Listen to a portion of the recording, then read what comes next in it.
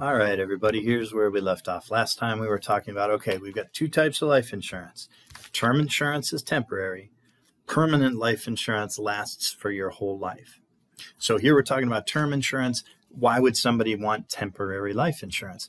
Well, sometimes the need that you're trying to match is temporary. So one example I gave before is a child that's expected to grow up and be independent.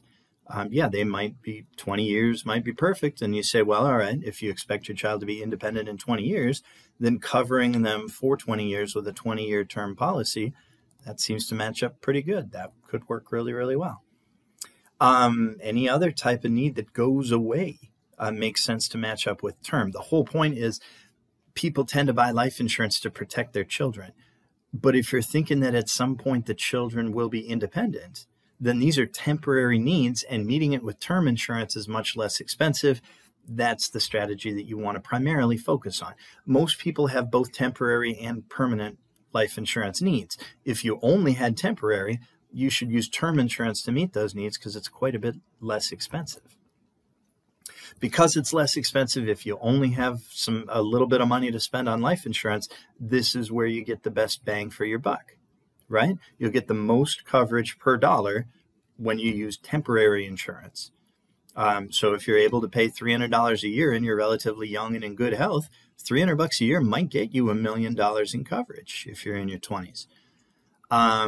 If you wanted to spend that on permanent life insurance, you're not going to get $1 million in coverage. You're probably only going to get 100,000.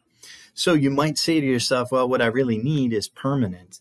But in the meantime, I want to make sure that I'm still insurable. So let me get some term coverage now, and then I will convert that to permanent coverage later on with the understanding that, yeah, it's going to be more expensive when you do that. So that's a strategy that people use. So that's another reason that you might use term insurance.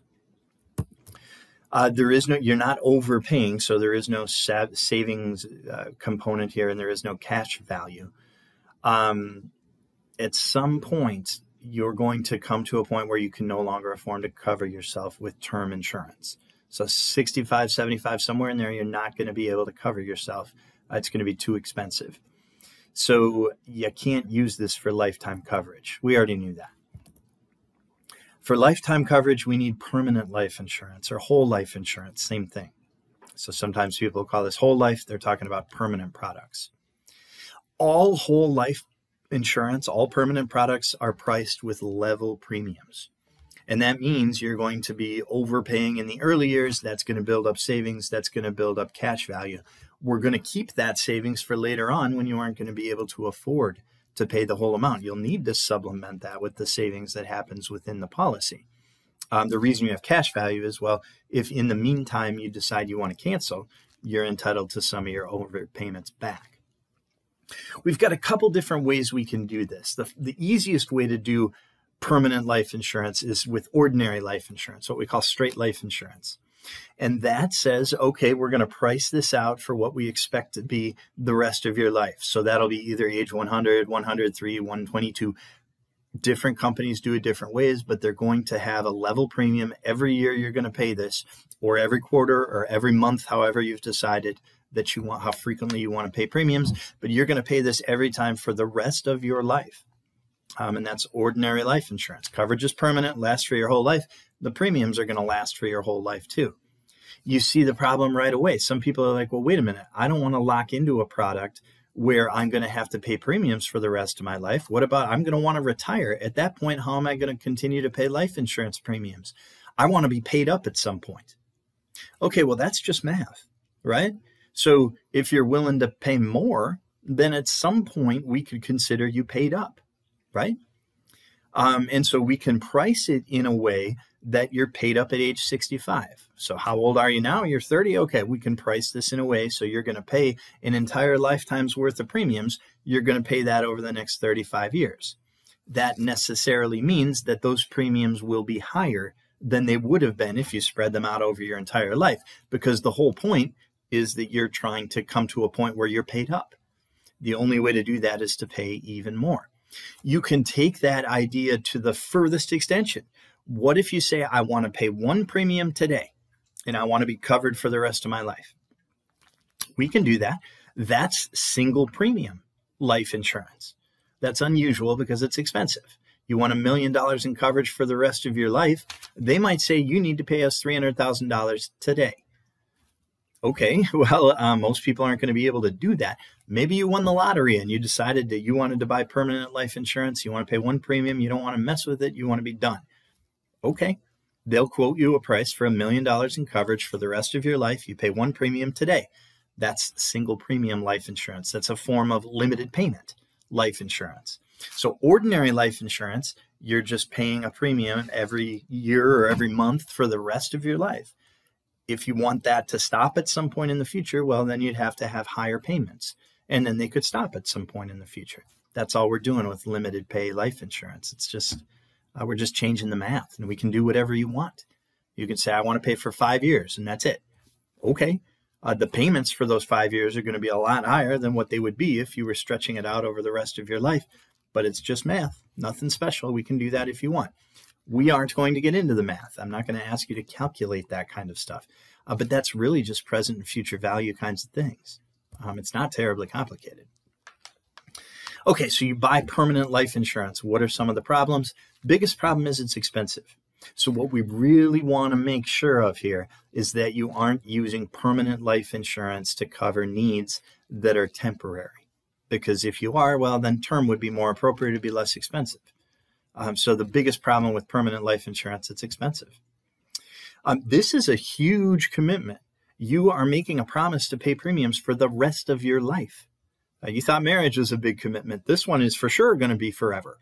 You're going to pay it for the rest of your life. So it's a huge deal. You really need to be thinking about this. Plus, a lot of people don't know this on the front end. If you change your mind, there's a penalty to get out.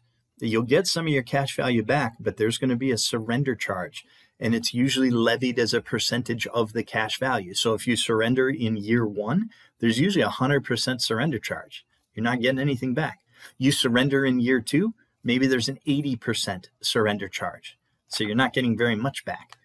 And then in year 3, it'd be 60, and in year 4, it'd be 40, and year 5, it'd be 20, and you got to get all the way to year 6 before you have no surrender charge. So point being, if you enter into one of these contracts and then change your mind relatively shortly thereafter, that's real expensive. So these surrender charges are really big. This is a big commitment. Once you make this decision, you have to be convinced that this is the right thing, and it's the right thing for a very long time. Because of that, I think it's really important not to get caught up in the investment benefits. I said it before, there's a tiny group that it is really tax advantageous to invest using life insurance. That is a small group. Most people are better off investing with tax advantage retirement accounts. It's not until you max out all your tax advantage options that life insurance makes sense. And, maxing out retirement accounts is a hard thing to do. The limit for a 401k plan is $19,500 right now. So right around $20,000. How many people do you know that have $20,000 to invest every year towards retirement, and then beyond that, a significant figure that they still want to invest? That's why I'm saying most people would be better off using their retirement plan at work, starting out there and seeing if you can max that out first before you even think about using life insurance for investment. Life insurance should be for life insurance. Investment should be for investment. There aren't very many situations where mixing the two makes sense. Not to say that there are zero situations where that makes sense. But it's important to really think about those investment benefits if that's ultimately your goal. Make sure that that's really something that's going to benefit you. Okay, so I want to just provide a little bit of an overview here before we go through individual slides, because I think it's a little bit easier to understand when we do it this way. Let me go ahead and get a blank file here so we can work with that. All right, so we have 4 different types of permanent life insurance policies, and they look a little bit like this. We've got ordinary policies. We talked about those already, and I'll fill it in. And then we've got variable policies, and then we've got universal policies, and then we're going to have variable universal. Let's do this. Oops. Okay, for formatting, that was a terrible idea. Let me do it this way.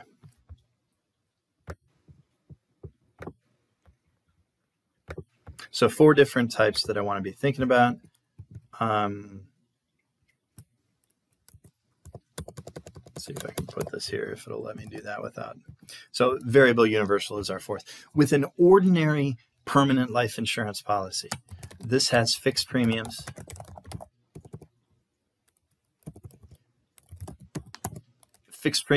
and guaranteed cash value.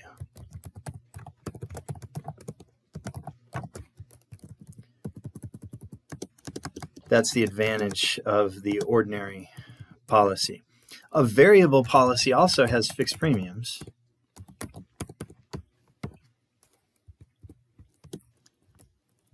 but we're going to find out that with the variable policy, what happens here is it's variable. So let me back up. So what's happening here is every year you can see what your cash value is going to be with an ordinary policy. So what's going to happen is you could see, starting right now today, I started my policy, I could see in year 14, what is my cash value? In year 15, what is my cash value? Hey, guess what? There's a difference between 15 and 14. I can back that out, and I can use that to calculate an interest rate. What kind of interest am I earning on my cash value? Well, we went through a time of high inflation in the early 80s, late 70s, early 80s, really, where people figured out, well, wait a minute. If I leave my money in my life insurance policy, maybe I'm getting a 4% guaranteed cash value return. 4% is pretty common. And today that sounds fine. In the late 80s, though, it was possible to put your money in the bank and get a guaranteed 9% return. So people are saying, why am I leaving my money in my life insurance policy where, sure, I've got guaranteed cash value, but it's only giving me 4%. I'm going to take that money out. I'm going to take a loan. And I'm going to earn 9% by just putting it in the bank, and then I'm going to put the money back into my life insurance policy later on. Well, that's fine. You can do that, but the life insurance company, they need all that money that's being invested and set aside so they can earn money on their investments. That's all built into their projections as to how this is all going to work. And you start messing with that, with lots of people taking out money from their policies and going off and investing on their own, that creates huge problems for the insurance companies. So they said, hey, fine, you want the ability to invest on your own? You can do that. We're still going to keep it within the life insurance policy, but we're going to grant you these investment options. So now we're going to say that your cash value depends on investment performance.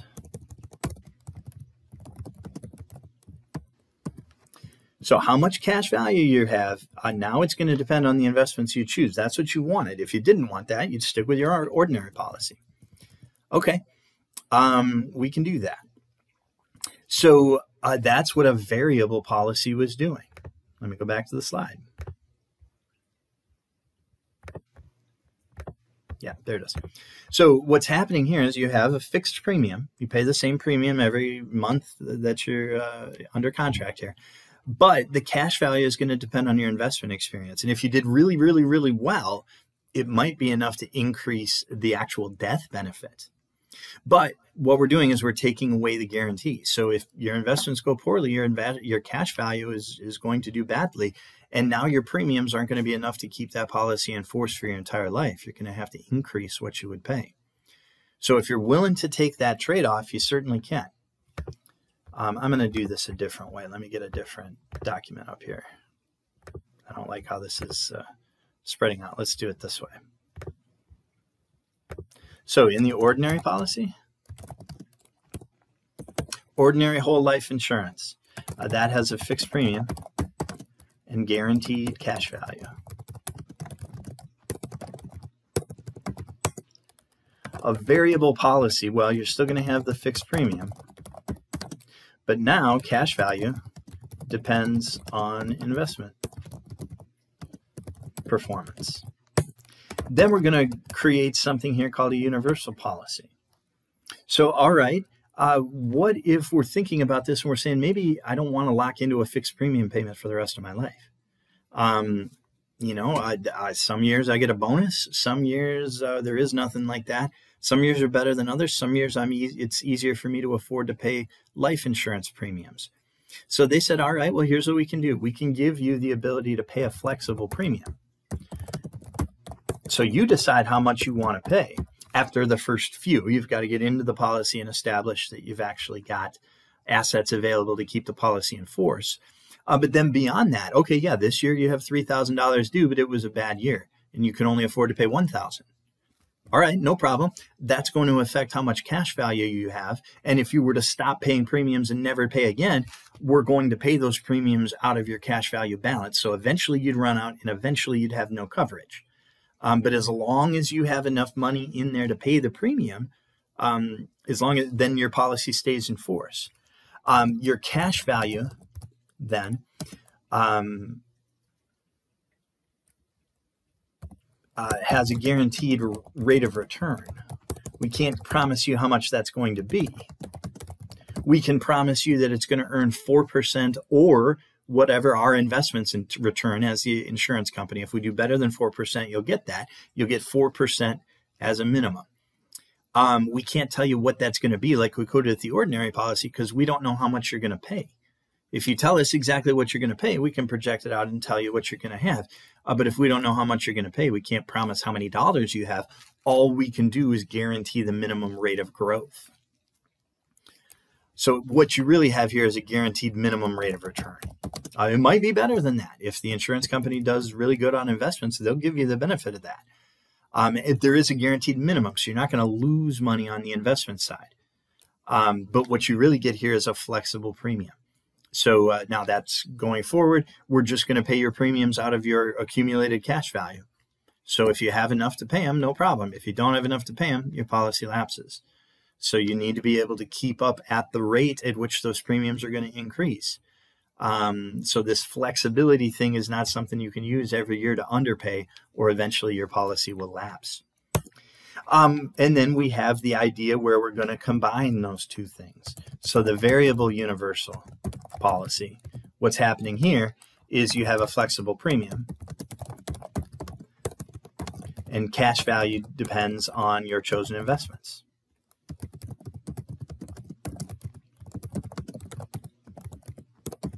So what's happening here, what makes these policies different, they're all permanent policies. They all last for your whole life. The difference is, well, what are we doing with your cash value? For me, I say, wait a minute, why does that even matter? Remember, growth of cash value is only valuable if you're planning on canceling the policy. Cash value is not, repeat, not paid on top of the death benefit to a beneficiary. So great, you've done a great job of investing and then you die. Your beneficiary gets the flat death benefit amount that you agreed upon. You did a terrible job investing. As long as you have enough in there to pay the premium, your beneficiary gets the death benefit that was agreed upon. And the fact that you were a fantastic or a terrible investor in the meantime doesn't matter at all. It only matters if you're going to cancel your policy, which tells me that you were interested in investing in the first place and not so much life insurance. And then I would say probably don't use a life insurance policy as a way to invest, because as we're going to see, it's really expensive to do that. So, all right, I short-circuited some of my slideshow here, and I apologize for that. But I needed to do that to show you how these work. So the way a universal policy works, yeah, you've got a flexible premium payment. You choose how much you pay. And then we're going to deduct the expenses of running a life insurance company, which are mortality charges and expense charges. Whatever's left over, we're going to invest, and we guarantee a minimum rate, usually 4%. If we do better, you'll get that. So we can guarantee how much your cash is going to grow for cash value. But because I don't know how much you paid, I can't promise you how much you're going to have. And then we continue the cycle next year. And we just continue to roll through. You've got a dollar amount. We add your premium payments. We subtract off the expense charges. We credit for investments. We roll it to the next year. We add the premium amount. We subtract off what the charges are, and then we credit for investments, and we keep on going. And we're hoping that you're always paying enough to keep the policy in force. It's very flexible. You've got this guaranteed minimum interest rate. You start to raise the idea of possible tax benefits for investing here. But if you're looking at it purely as an investment, because you're paying for life insurance at the same time, the rates of return are poor. If you wanted to invest, you'd be better off investing in something else. when these policies first came out, you had a lot of unscrupulous agents doing things like, well, look at what happens if you could earn 14%. We earned 14% last year in the stock market. If you could earn 14% every year, look what happens. Yeah, after 10 years, it's amazing. Because when you compound anything at 14%, it looks amazing. The reality is you're not going to earn 14% long term in the stock market. Nobody does that well. Nobody. Virtually nobody. So using that as a projection was probably a little unrealistic. And that was one of the big problems with universal life when it came out. All we're doing with variable universal is instead of giving you that guarantee on the cash value growth, we're going to let you pick the investments, and you could do better, you could do worse. Otherwise, it's the same. I just want to highlight how expensive it is to invest this way. There's a sales charge on the front end. Most mutual funds nowadays are no load, right? They say no load mutual funds. That's what they mean. We don't charge you a sales charge. On the front end, if you buy one of these life insurance investments, you're going to pay 6%. So your $1,000 just became $940. So the very first thing you have to do is to try to earn that back. And if you just put it in a savings account, you'd be ahead because you wouldn't have to pay a 6% sales charge. If you leave too early on the back end, we hit you with surrender charges. When you buy insurance, there's a premium tax. You don't have a premium tax when you invest. Every investment has investment management fees, but they tend to be a lot higher within life insurance policies than they do outside of them. And then within a life insurance policy, you have mortality and expense charges. If you're just investing on your own, you don't have any of that. All investments have administrative costs, but they're a lot higher within the life insurance policy. So all of this is to say this is a really expensive way to invest. You got to be in a really high tax bracket before this makes sense. And that's why I continue to say most people are better off when they're thinking about investing, not coupling that with life insurance. Maybe some people are, but that's a small group. And this is where you got to be a little careful about that. Mixing your investing and insurance goals, it's hard to come up with a rationale for that makes sense. There's a lot of investment risk here too. If the markets go sour, your policy may lapse. And that's either that at a very minimum, you're going to have to pay a lot more in premiums for it. You could have avoided that with an ordinary policy or even a universal policy if you like the flexibility part. So variable means you're choosing your own investments. Universal means that you've got flexible premiums. That's how you tell those four apart. We see some other types of life insurance that are worth talking about. Preferred risk really isn't a type of life insurance. That's just saying that if you can meet the strictest underwriting criteria, you will be rewarded in the form of a lower premium. You got perfect health, you've never smoked, you got no family history of disease. If everything is coming up aces for you, ideal height and weight ratio, your blood test comes back positive, comes back with good results in everything that they look for, yep, you'll be able to qualify for the lowest premiums. That's all we're saying. It's possible to buy life insurance on two people, and then we don't pay a death benefit until the second person dies. So if you had a situation, let's say you had two parents and they're both very high income earners, and the family could survive on the income of just one of them. Well, all right, you've got somebody who's a surgeon and a high-powered lawyer. Okay, well, the family might be able to survive on one of those incomes. So the only risk is if you lose them both. So instead of both of them buying life insurance, you could buy a single second to die policy, which pays a death benefit after the second person dies. And that's how you protect the children. You could do that if you wanted. In very specific situations, that makes sense. You'll see that it's possible to buy insurance on minor children. Now, your textbook author doesn't like this because he says, look, most people haven't bought enough life insurance on the breadwinner. Why are you buying life insurance on the kid? As a financial perspective, the child is a liability, not an asset. The child is expensive. If you were to lose the child, yeah, that's tragic. But financially, you would experience a reduction in your expenses, right? So buying life insurance on a minor child in significant amounts is a mistake. I'm not quite so harsh. I say, look, you've got final expenses, and those are expensive. It might make sense to buy that amount of coverage on minor children. You're also guaranteeing their insurability for the future, and that might be a reason to buy insurance on minor children. But in general, I do think the author has a point when he says, look, if the breadwinners are not covered, if you got extra money to spend on life insurance, that's where you should spend it. You might qualify for life insurance coverage from work. If you do, the amounts tend to be relatively low, $50,000 to $100,000, maybe up to 2 times earnings at the most, which as a single person is plenty. But if you're trying to cover your family, if you've got 2 times earnings, that sounds to me like if you die, you'll be able to cover your family for 2 years. Is that enough? I would say for most people, it probably isn't. So if the only coverage you have is what's at work, my guess is that you're undercovered unless you're a single person, no dependents. It's possible. So some people don't like the idea that you buy life insurance and then you don't have anything to show for it, right? That's an interesting way to look at it.